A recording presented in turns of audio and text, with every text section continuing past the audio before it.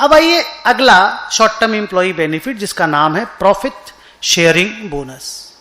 बहुत सारी कंपनियों में ये एग्रीमेंट होता है एम्प्लॉय लोगों के साथ कि अगर मेरा प्रॉफिट बिफोर टैक्स 700 करोड़ हुआ, कुछ भी अमाउंट हुआ, 100 करोड़ से ऊपर हुआ, मान लो मेरा एग्रीमेंट है कि 100 करोड़ से ऊपर अगर पीबीटी हुआ तो आपको 4% का हम बोनस देंगे, profit sharing bonus.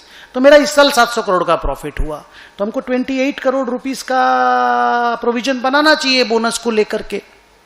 The answer is yes, but again मेरा रूल ये है कि बोनस हम उन्हीं लोगों को देंगे जो अगले साल 31 मार्च तक मेरे यहां पे रहेंगे।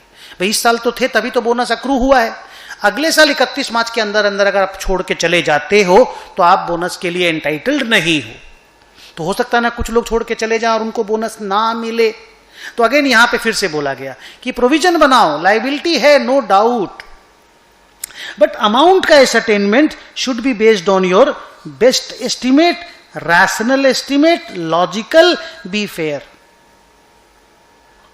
तो मैंने लिखा कि it is to be recorded as a liability and an expense if there is a present obligation whether constructive or legal as and a reliable estimate can be made। तो वो नॉर्मल है, प्रोविजन बनेगा।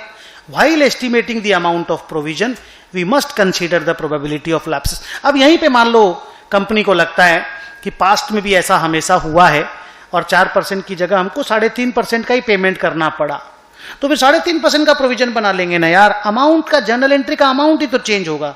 700 into 3.5% will be 24.5। So instead of booking an expense 28, we should book an expense 24.5। That is what they say।